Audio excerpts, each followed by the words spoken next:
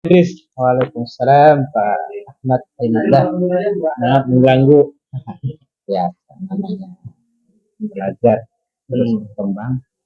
Gimana Pak? Ini Pak Idris, saya ada tugas dari calon guru penggerak untuk ya menyampaikan penjelasan baik pada rekan sejawat. Ada kegiatan begituan? Iya, Apa itu jadi Pak Pak maksudnya? Idris akan mengajar, nanti saya observasi. Oh boleh. Cuman tahapannya sebelum ada observasi, kita akan ngobrol sebentar Nah, tentang apa yang akan Pak Idris sampaikan di kegiatan mengajar nanti. Jadi saya akan kapan itu Pak pelaksanaannya? ya dalam minggu-minggu ini sih. Berarti disesuaikan dengan pelajaran yang di saat minggu itu ya? Ya, itu pelajaran prakarya kelas berapa Pak Idris? Saya kelas 9, prakarya kelas Kelas 9. 9. Kalau boleh tahu, itu materinya tentang apa ya? Nanti di seminggu atau 2 minggu akan datang sudah masuk bab 3 berkaitan dengan kerajinan berbasis media campuran. Itu sudah masuk kerajinan bab 3. Yang akan kita bahas nanti berkaitan dengan kerajinan berbasis media campuran. Kerajinan berbasis Ya, kebetulan kan masih kurikulum 2013. Oh, masih K13 ya? Masih K13, kita masih menggunakan kompetensi dasar yaitu kerajinan berbasis media campuran.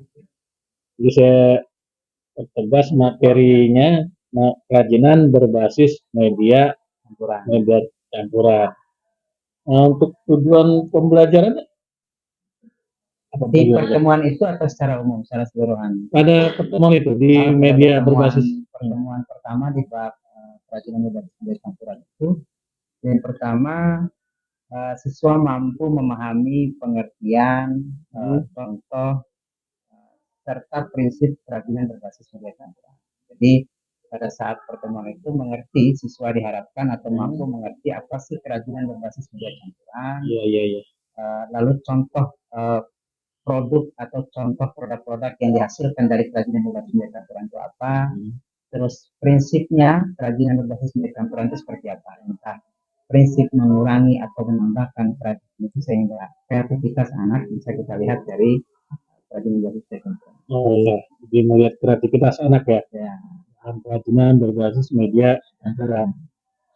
Baik, tujuan pembelajaran seperti itu sudah disampaikan. Kira-kira area pengembangan yang hendak dicapai dari peserta didik apa?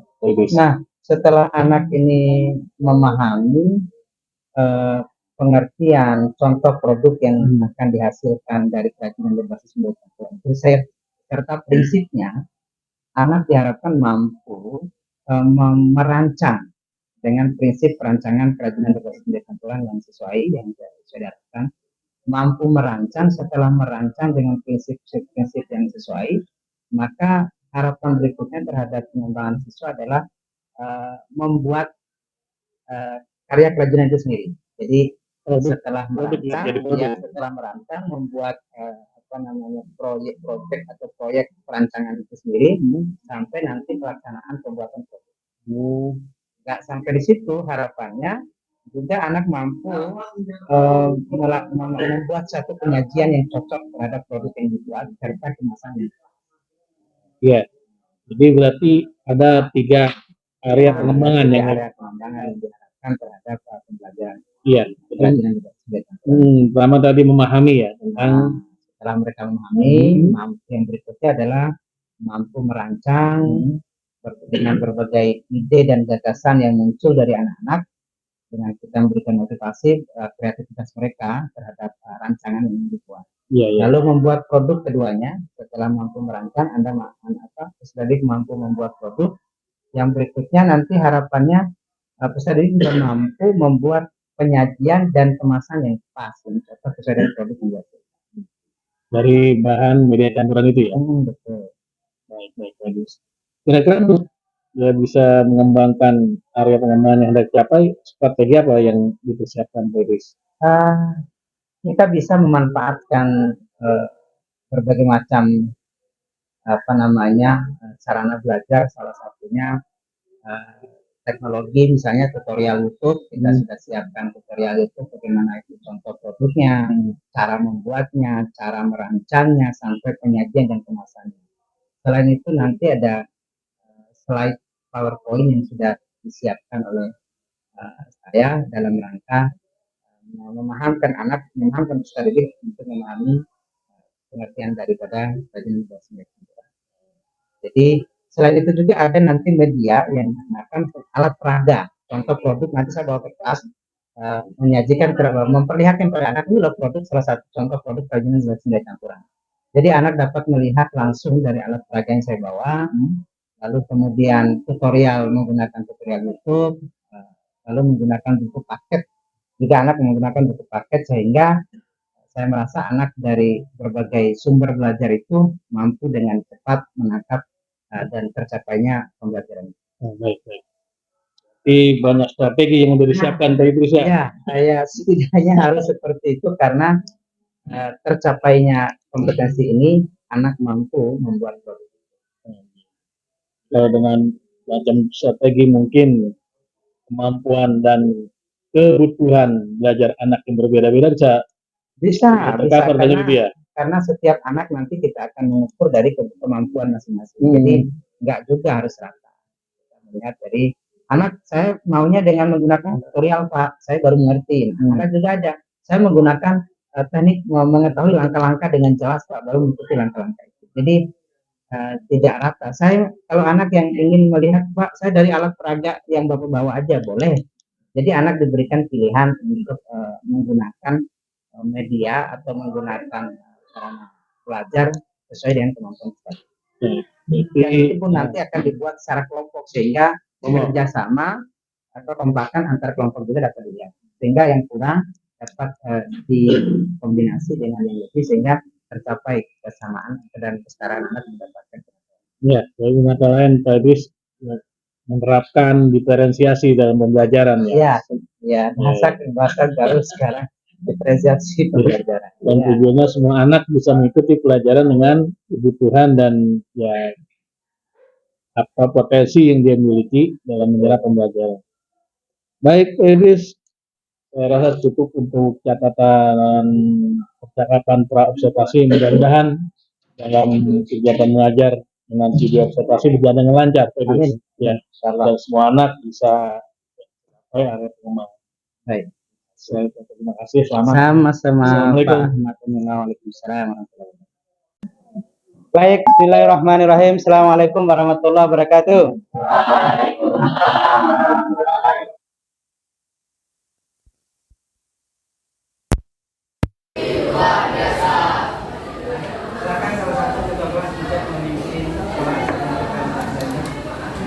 Ya, baiklah teman-teman, sebelum pelajaran hari ini, katanya kita doa untuk kita masing-masing. Berdoa dimulai.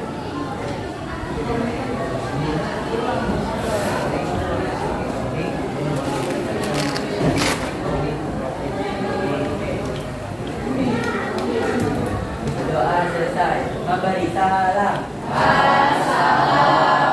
Assalamualaikum warahmatullahi wabarakatuh.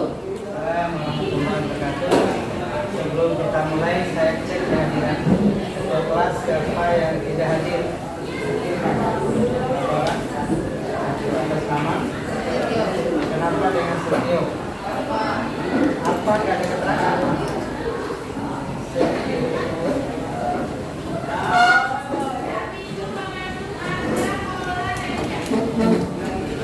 Yang lain habis semua?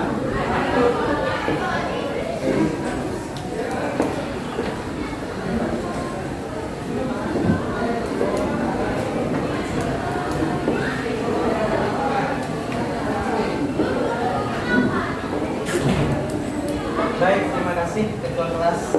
Anak-anak sekalian, bagaimana kabar pada hari ini? Sehat semua? Sehat. Apakah semuanya siap belajar? Siap. Kalau siap belajar, duduk yang tenang, duduk yang rapi, pasang senyum manis, senyum dua-dua tujuh apa? Senyum senyum dua-dua tertutup 2 cm ke kanan, 2 cm ke kiri, tahan 7 detik. Jadi manis. Iya. Kalau mau belajar harus diawali dengan senyum. Oke. Sebelum kita mulai, saya mau nanya kembali. Pelajaran minggu lalu kita bicara berkaitan dengan kerajinan bahan keras alami maupun bahan keras buatan, betul?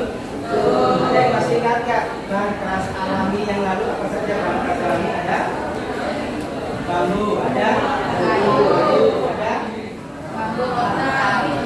kalau yang buatannya dari logam dengan logam, aluminium, kaca dan seterusnya. Siapa namanya ini? Saya pintar ya. Baik, kita sudah bahas berkaitan dengan kerajinan bahan keras buatan, bahan keras alami minggu lalu dan minggu sebelumnya. Saatnya sekarang kita memasuki pelajaran baru, yaitu kerajinan berbasis media campuran. Pada kali ini, anak-anak kita akan membahas tentang kerajinan berbasis media campuran.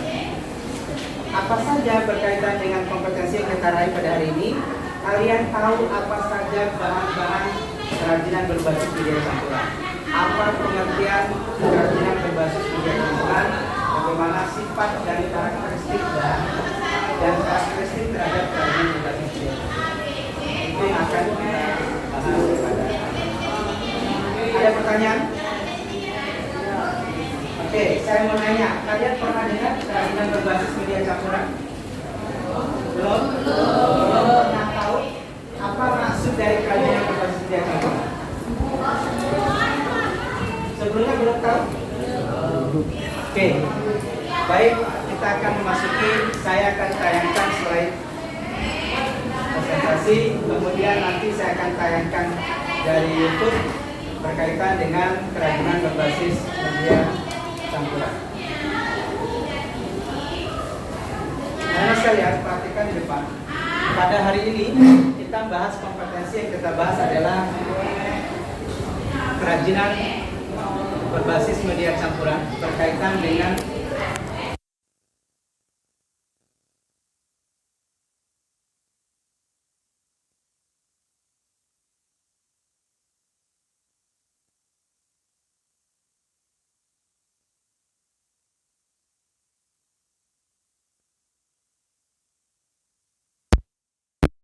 baik, kerajinan berbasis media campuran kita lihat di atas. Adanya kekurangan bahan baku atau memanfaatkan bahan baku yang tidak banyak jumlahnya. Jadi menggabungkan dua bahan atau lebih jadi satu menjadi sebuah karya. Bahan satu adalah bahan yang sedikit, ditambah lagi sedikit bahan. Dua bahan contohnya tadi ada logam, ada batu, ada plastik, digabungkan menjadi satu karya. Itu yang dimaksud dengan kerajinan berbasis media campuran. Lalu kenapa kerajinan berbasis media campuran banyak dilakukan oleh pengrajin? Kita lihat alasan keduanya adalah menghindari bentuk yang monoton. Jadi kalau kemarin kerajinan kita adalah kerajinan bahan keras buatan dan alami, bahannya bahan keras ya udah dari kayu saja. Kalau sekarang boleh kayu ditambahin batu, ditambahin logam, ditambahin kaca, ditambahin plastik. Terserah gabungan berbagai macam bahan itu asal membentuk satu karya yang indah dan menarik. Sehingga bentuknya tidak monoton, hanya berbentuk satu bahan saja. Lalu meningkatkan estetika pada tampilan produk. Tentu produk yang kita sudah buat dengan adanya tambahan misalnya batu dari batu kecil dan kalau batu warna-warni itu, nah batu warna-warni itu kita bentuk menjadi bunga. Tangkainya bisa dari logam, ya kan? Lalu daunnya bisa jadi dari plastik. Gabungan dari bahan itu membuat tampilan dan estetika produk yang kita buat menjadi indah. Lalu kemudian lebih terlihat modern karena dapat disukai oleh semua kalangan. Lalu yang dimaksud dengan kerajinan berbasis media campuran adalah jenis kerajinan yang menggunakan bahan utama tertentu yang dipadukan sedemikian rupa dengan bahan tambahan agar lebih menarik namun tetap fungsional sesuai fungsi asli kerajinan tersebut. Jadi bahan utamanya batu, atau bahan utamanya plastik, atau bahan utamanya logam. Menggabungkan berbagai bahan lain sehingga sedemikian rupa dengan bahan tambahan itu lebih menarik membentuk sebuah kerajinan yang memiliki fungsi, baik untuk fungsi hias maupun fungsi pakai, tergantung dari keinginan kita yang membuat sebuah kerajinan. Kita lanjutkan. Prinsip kerajinan media campuran. Prinsip pertama adalah merupakan penggabungan dari berbagai bahan yang tidak memiliki reaksi kimia tertentu dilakukan dengan penggabungan. Jadi gabungan bahan batu atau bahan kayu, bahan batu atau logam tadi, jangan ada reaksi. Ya kan? Reaksi apa? Reaksi kimia terjadi. Begitu batu sama logam digabungkan konslet atau meredup. Tidak boleh ada satu reaksi ketika gabungan bahan itu dilakukan. Itu maksudnya, prinsipnya. Jangan juga kita sembarang gabung kan? Kalau sembarang gabung produk kita, bahan kita, maka yang kita lakukan adalah penggabungan yang memiliki sifat kimia. Tidak boleh seperti itu. Bahan yang digunakan terdiri dari berbagai jenis. Tadi saya sebutkan ada jenisnya macam-macam. Lalu bahan dapat dari bahan homogen maupun bahan heterogen. Masing-masing bahan memiliki karakteristik sendiri yang saling mendukung terwujudnya kimia. Karakteristik awal misalnya batu, ya batu memiliki karakter dan sifat masing-masing. Nah, terus kedua logam, nggak bisa batu sama logam kita padukan, harus dipaksa logam harus jadi batu, bahkan batu harus jadi logam. Karena logam bisa dibentuk menjadi tangkai misalnya dari bunga, maka batu akan melilit menjadi daun. Nggak bisa batu kita buat jadi logam atau kita akan putar seperti atau kita mau seperti logam, nggak bisa karena memiliki karakteristik masing-masing. Penggabungan bahan yang dilakukan harus dapat menyatu dengan bahan lainnya sehingga terjadi kesatuan yang harmonisasi. Yang jelas, penggabungan dua bahan atau lebih di dalam karya kerajinan kita memiliki kesatuan yang indah dan kesatuan yang harmonisasi. Harmonisasi maksudnya menyatu dengan benda lain, bahan lain sehingga membentuk sebuah kerajinan. Misalnya kita mau bikin bingkai, ya, bingkai kerajinan dari bingkai, terus apa bahan dasarnya? Bahan dasarnya misalnya atau hiasan dari bingkai. Bingkai kita buat sebuah hiasan, misalnya hiasan bunga, batu jadi daunnya, ya, tangkainya dari logam, terus apa bahan untuk bingkainya? Bisa kayu, bisa plastik, apalagi yang cantik selain kayu dan plastik. Lalu kita memberikan sentuhan-sentuhan bahan lain sehingga menarik terhadap karya kerajinan yang kita buat. Baik, selanjutnya ada dua cara untuk menghasilkan produk kerajinan media campuran yang unik dan artistik. Satu, menyederhanakan bentuk dengan menggunakan atau menambahkan bentuk produk kerajinan berbasis media campuran. Yang kedua, merubah bentuk produk kerajinan berbasis media campuran atau deformasi. Stilasi dan deformasi. Kalau stilasi, menyederhanakan. Untuk itu, mari kita lihat tampilan video berikut ini supaya lebih jelas dan diperhatikan.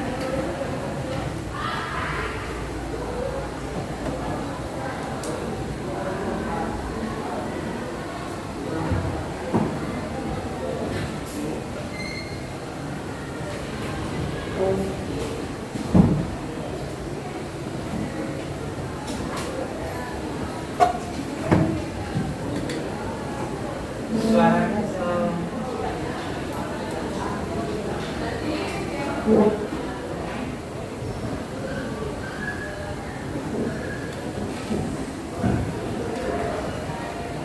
Oke, suaranya di belum masuk.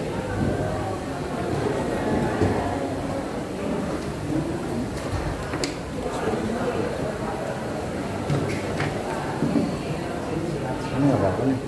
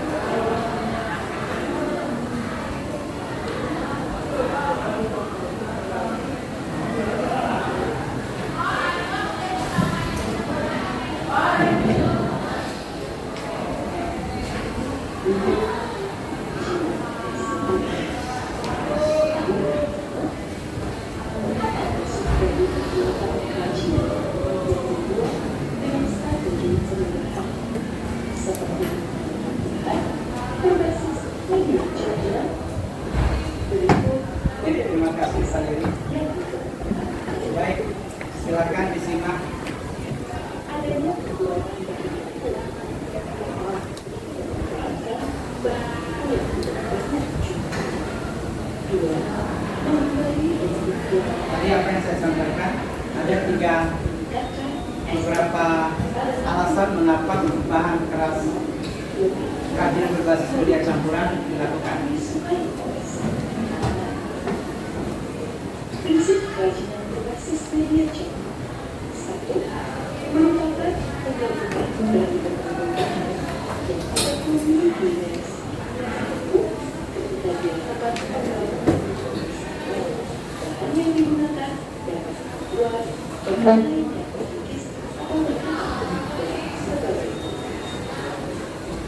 2. Bahan yang digunakan terdiri dari berbagai jenis. Tidak lebih dari 1, 2, 3, atau lebih semua tergantung pada rancangan produk kerajinan yang telah ditetapkan dan sebagainya.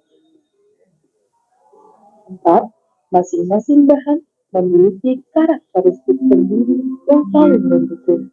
Terusnya, keindahan atau estetik dari sebuah produk kerajinan yang 5. Penggabungan bahan yang dilakukan harus dapat menyatu dengan bahan lainnya sehingga terjadi kesatuan dan harmonisasi.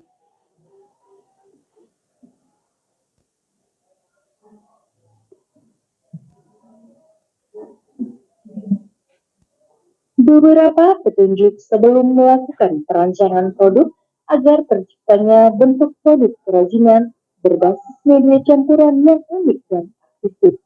1. Menyederhanakan bentuk dengan mengurangi atau menambah bentuk produk kerajinan berbasis media campuran atau spirasi. 1. Pesan eksplisit agar produk harus jelas. Apakah sebagai produk fungsional ataukah sebagai produk hias. 2. Pesan yang bersifat implisit pun harus diperhatikan. Apakah produk kerajinan membawa pesan informatif atau presisi. 3. Bahan yang tersedia sejak awal dapat menjadi modal perancangan produk kerajinan, namun dapat pula bahan yang dibutuhkan disiapkan setelah perancangan. 4. Produk kerajinan sebagai materi asal. Untuk dilakukan, penyederhanaan bentuk harus disiapkan. Apakah bentuknya gambar pun bentuk langsung. 5. Perhatikan penghematan bahan agar produksi dapat dilakukan sebanyak mungkin dengan berbagai bentuk rancangan. Contoh, produk kerajinan berbasis media campuran yang digayakan sehingga menjadi lebih klasik. Perhatikan hiasan kepala penari Bali disederhanakan menjadi hiasan ruangan sekaligus kap lampu dengan menggunakan paduan bahan logam dan kayu serta besi sebagai penyangga. Nah, di sebelah kiri adalah gambar hiasan kepala penari Bali yang disederhanakan di gambar sebelah kanan menjadi hiasan ruangan sekaligus kap lampu. 3. Kita masuk. Kerajinan ini terbuat dari logam kuningan agar kuat dan diberi penyangga besi agar terlihat lebih nyata dengan kayu sebagai alas produk yang juga berguna untuk menambah daya tarik hiasan dewan. Proses penyayakan untuk manfaat pada bagian yang penyangga dan selain sebagai hiasan, produk ini dapat dijadikan sebagai kap.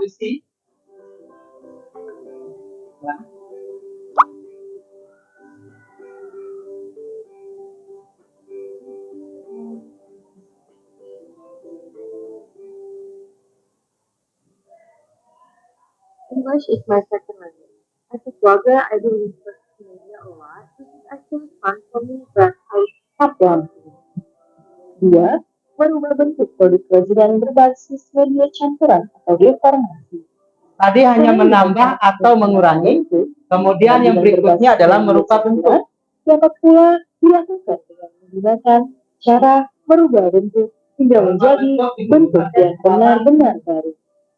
Deformasi diartikan sebagai perubahan bentuk yang terjadi secara permanen. Perubahan bentuk ini harus diimbangi dengan pengetahuan tentang objek atau produk tersebut. Dan perubahan yang diharapkan dapat terlihat dengan produk kerajinan ini terbuat dari bahan kayu. Fungsinya sebagai kursi, tapi bentuknya sudah dirubah sehingga tidak menyerupai kursi yang sebelumnya. Produk kerajinan di atas ini berbasis media campuran. Karya ini terbuat dari kayu.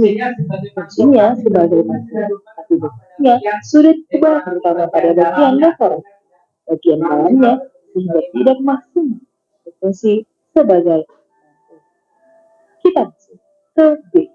Jenis dan karakteristik kerajinan berbasis media campuran. Batu. Batu terdiri dari batu permata atau batu mulia dan juga ada batu logam. Logam banyak jenisnya seperti perak, emas, perunggu, besi, dan titanium. Plastik. Plastik banyak jenisnya seperti botol, kantong gelas, perabot, dapur, alat rumah tangga, dan lainnya. Kayu. Kayu adalah bagian batang atau cabang serta ranting tumbuhan yang mengeras karena mengalami lignifikasi atau pengaruan. Keramik. Keramik berasal dari tanah liat. Keramik memiliki disiplin ilmu tersendiri. Maka kerajinan yang berasal dari tanah liat secara familiar disebut dengan keramik. Ini adalah contoh. Gambar A, kayu dengan logam. Gambar B, kayu dengan kaca. Lalu gambar A ada keramik dengan kain. Ada gambar B, keramik dengan rotan. Gambar A, contoh dari plastik dengan logam. B, plastik dengan kain pita. Selanjutnya adalah contoh A, logam dengan kayu. B, logam dengan batu. Dan C, logam dengan keras. Gambar A, batu dengan kayu. Gambar B, batu dengan logam. Nah, ini adalah hasil dari kerajinan berbasis campuran. Cantik ya? Cantik? Cantik sekali. Selamat berkarya. Terima kasih telah belajar bersama sahabat prakarya. Jangan lupa tekan tombol di bawah ini, tombol subscribe, like, komen, dan share.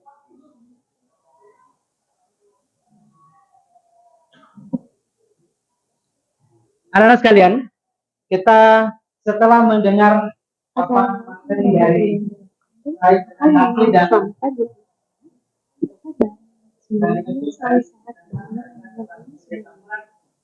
Nanti dan memahami prinsipnya mengurangi atau menambahkan keterangan lain tambah lain dalam dua kajian hingga yang baik.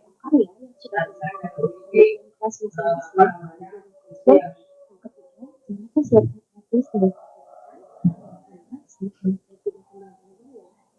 sebelum kita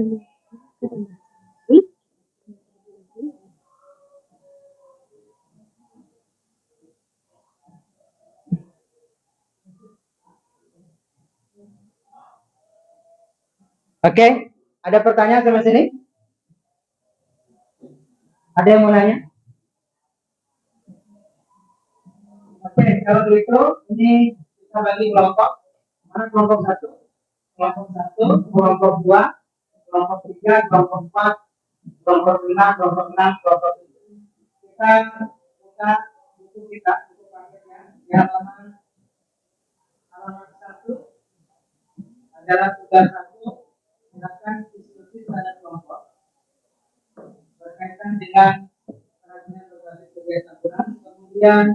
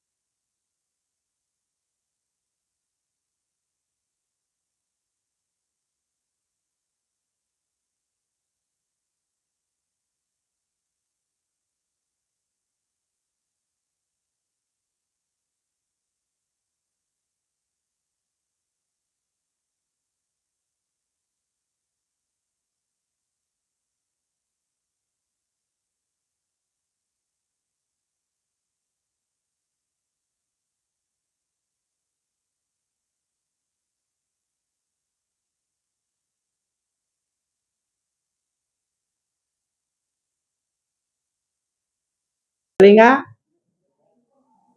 Oke. Bentuk muka? Oval. Kulit? Coklat. Suku? Asia. Bulu di wajah? Tidak ada. Jenis? Wanita. Pria. Umur? 14 sampai 16.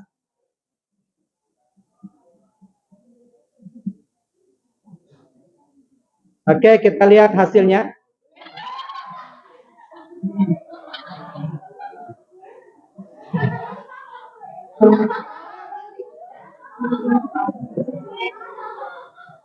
Udah muncul ya hasilnya ya?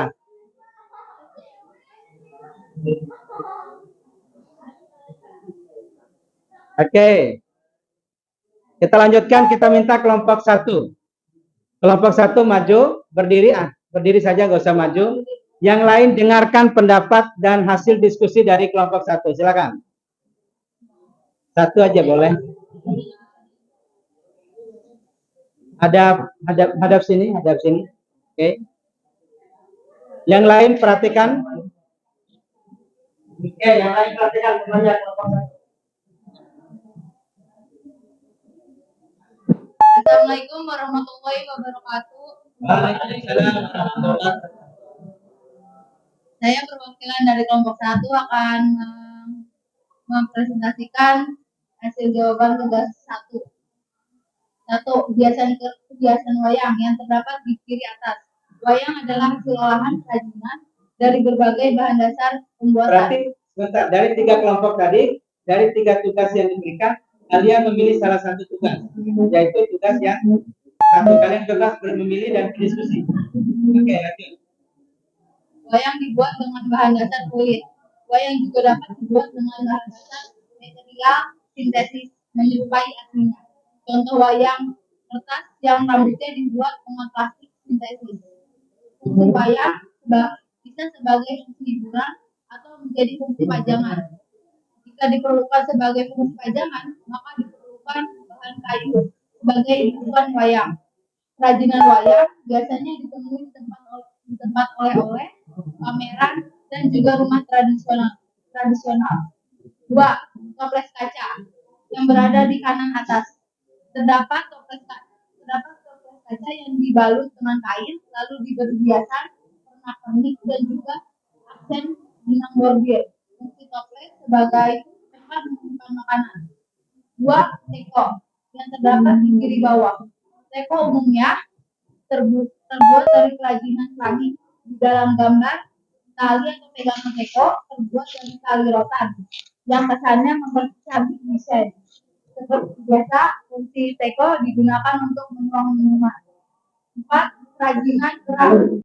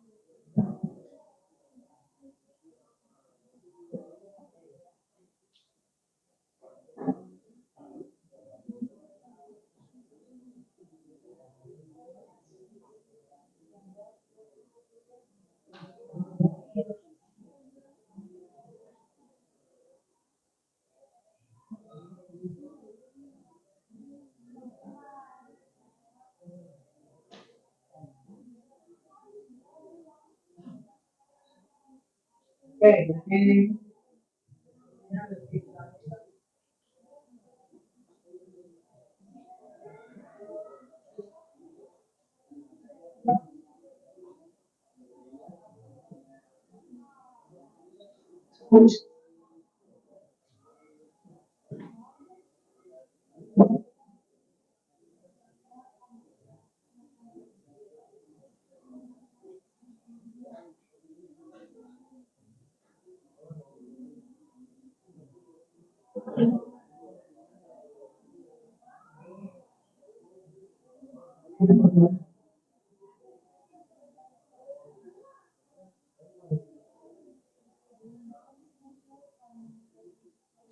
saya sambil menilai kerja kelompok kerja sama kalian dan kalian.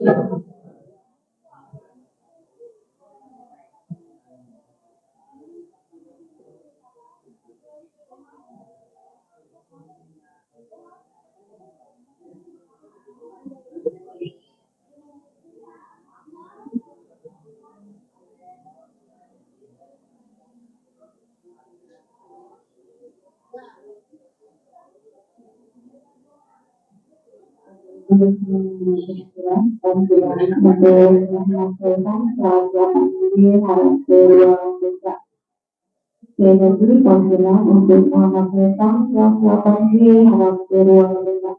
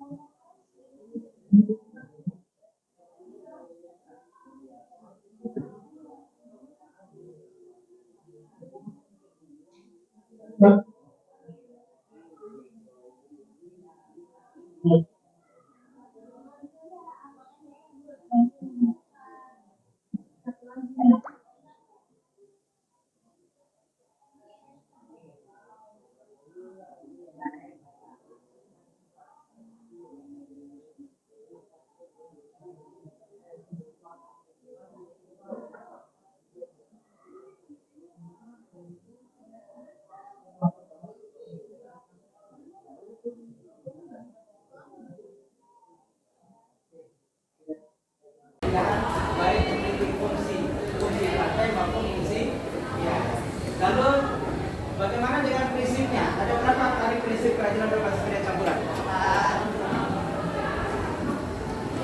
Prinsip kerajinan berbasis media campuran. Yang pertama tadi. Waalaikumsalam. Gimana kabarnya? Sehat, alhamdulillah. Iya, Seperti biasa. kemarin beberapa waktu yang lalu kita Pak Idris dalam kegiatan pembelajaran saya observasi ya. Iya. Itulah kita tambah-tambah ilmu kan. Kira-kira bagaimana Pak Idris tuh? Kegiatan pembelajaran yang kemarin.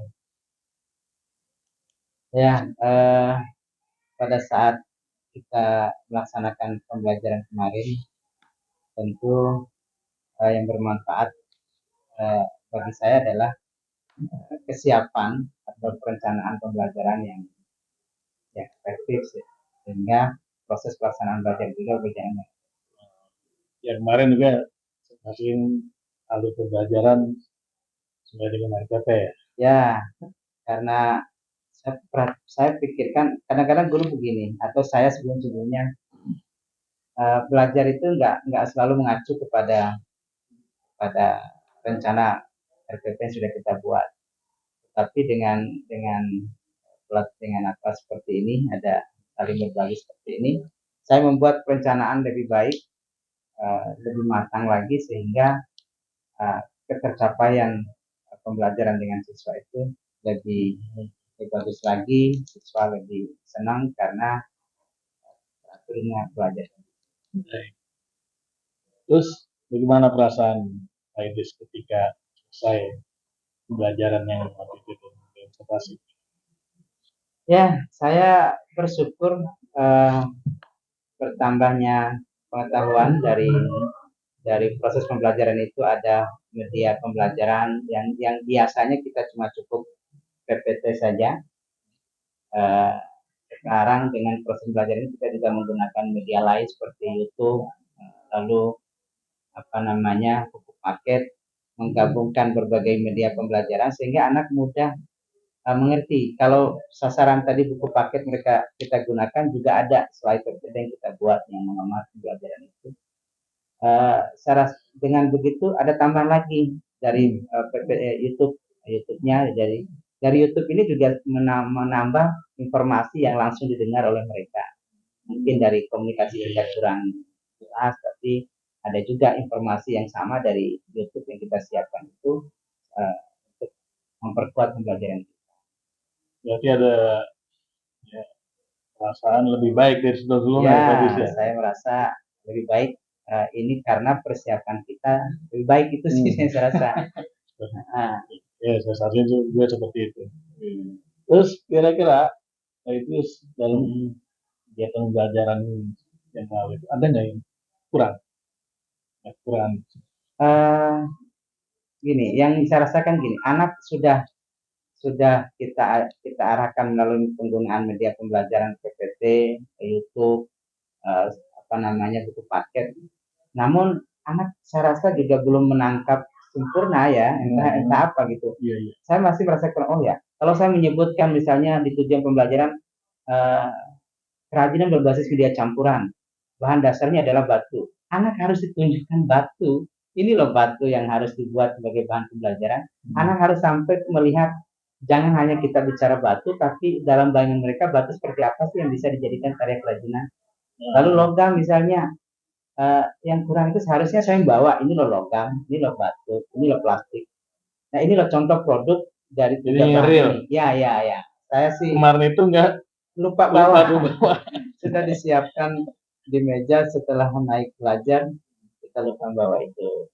Tapi mudah-mudahan itu mungkin kurangnya pada saat kurangnya pembelajaran, mungkin di lain kesempatan itu harus dibawa sehingga utuh penerimaan mereka. Kalau guru ngomong batu, bahan dasar batu, ya batu, mereka lihat, oh ini loh batu yang bisa dijadikan kerajinan. Jadi nggak bayang lagi oleh mereka. Selain itu kira-kira apa yang itu?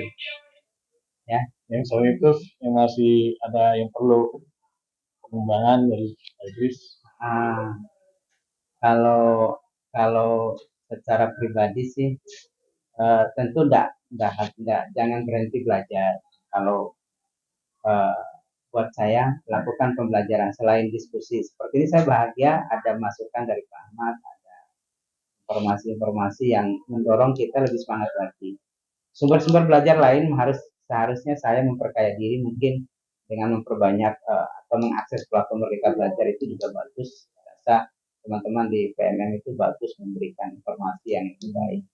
Selain itu juga akses belajar di teman belajar musyawarah guru mata pelajaran, kan kita punya musyawarah guru mata pelajaran tingkat kota, tingkat sekolah. Nah, itu diskusi yang efektif, yang mengena langsung, karena apa yang kita bahas hari itu, minggu itu kita dibahas secara bersama-sama. Tapi rencana aksinya dengan melihat tadi perlu habis perbaikan dengan cara itu ya.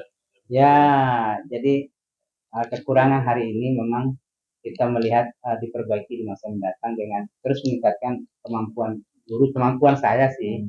Lalu kemampuan saya ini setidaknya berimbas kepada peserta didik yang mengerti penyampaian dan pelaksanaan pembelajaran kita, sehingga anak cepat menerima. Kalau banyak media anak sekarang itu pendekatan digital, itu pendekatan IT itu lebih cepat, pendekatan gambar atau alat peraga itu lebih cepat ketimbang guru Ceramah monoton dengan ceramah. Itu yang saya rasa.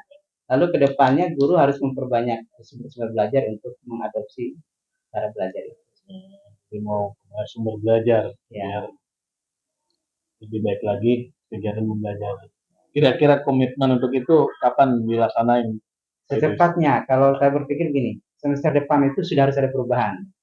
Jadi kalau semester ini tinggal 3 bulan ke 2 bulan lebih lagi, berarti 2 bulan ini adalah proses perbaikan, proses mencari informasi. Saya sih pikir kenapa nggak dari sekarang kan, misalnya Oktober, November, Desember ini adalah proses mencari informasi dan memperbaiki hal-hal yang kurang dalam belajar, sehingga masuk kepada semester genap itu sudah kita buat perancangan pembelajaran yang baik atau pelaksanaan pembelajaran yang efektif, sehingga apa yang didapat dari sumber-sumber informasi tadi bisa kita terapkan. Terus siapa kira yang dilibatin? Hah? Siapa yang akan dilibatkan dan mewujudkan rencana itu? Tentu teman-teman sejawat atau teman-teman guru MGMP. Tadi saya sih lebih, kalau sejauh ini sih teman-teman guru musyawarah guru mata pelajaran tingkat sekolah, tingkat kota, tingkat TKI juga kan kita punya, bahkan tingkat nasional. Selain itu tadi akses informasi belajar mandiri dari YouTube itu lebih mudah karena kita dengan sambil nonton videonya bisa dapat menyerap dengan langsung. Terus tadi akses platform Merdeka Belajar saya rasa bagus, sangat membantu, banyak informasi kita dapatkan. Ya, jadi Pak Idris punya rencana mau mengikuti PMM ya, platform Merdeka Belajar, terus dalam media pembelajaran bukan hanya YouTube, tapi membawa visual langsung. Iya, dan kita juga harus selipkan dengan anak itu juga sekali-sekali harus dibuat senyum gitu. Mungkin senyum itu yang membuat mereka kembali fokus terhadap belajar. Ice breaking itu perlu dilakukan oleh guru walaupun 1-5 menit. Nah, itu mungkin selama ini yang kurang dari saya. Ice breaking itu harus ada sehingga anak merasa bete, enggak merasa monoton dan bosan. Ice breaking mungkin di awal pembelajaran, di tengah pembelajaran, atau di akhir pembelajaran. Itu bagian dari untuk meningkatkan anak. Untuk meningkatkan konsentrasi anak, sehingga guru mereka nyaman dengan guru lucu ya.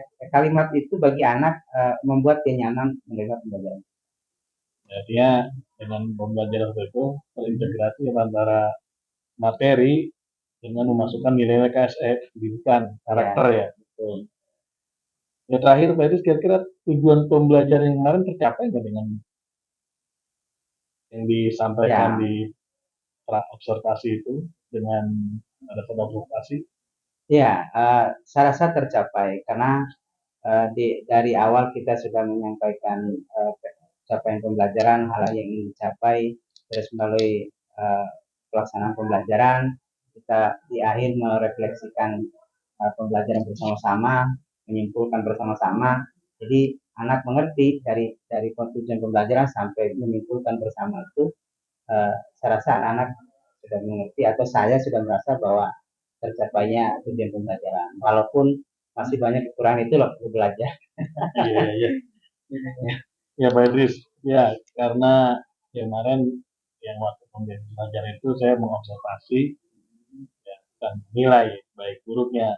Jadi kalau memang yang bagus, menurut Pak Idris bagus, tingkatin pertahanan. Dan kalau memang ada kekurangan, tadi sudah disampaikan oleh Pak Idris sendiri, bagaimana rencana aksinya dengan mengikuti PNM, terus yang melibatkan semua ya, yang berkaitan dengan di MGN Prakarya ya, agar juga memasukkan nilai KSE agar pembelajaran makin berkualitas. Gimana perasaan Pak Idris sekarang? Bahagialah, artinya eh, dengan seperti ini, eh, kalau walaupun dilihat teman-teman kan, soalnya supervisi akademik nih, walaupun nggak ada supervisi, tapi dengan seperti itu kan ada dorongan, setidaknya dorongan langsung maupun tidak langsung yang dirasakan oleh saya, sehingga perbaikan itu mutlak kita lakukan. Dan saya rasakan bersyukur ada pengembangan proses pembelajaran dilakukan di kelas. Baik, Edit, ya, mungkin cukup sekian ya. Terima kasih dan telah meluangkan waktu ngobrol-ngobrol, mudah-mudahan bermanfaat. Terima kasih Pak, sharingnya justru saya terima kasih tuh. Terima kasih Pak, karena dengan seperti ini saya lebih banyak menyerap informasi-informasi, karena nggak ada batas mau termasuk jawab, mau siapa ke, selama informasi itu baik buat saya. Ya, kita semua bertanya lebih baik. Ya, Assalamualaikum. Salam.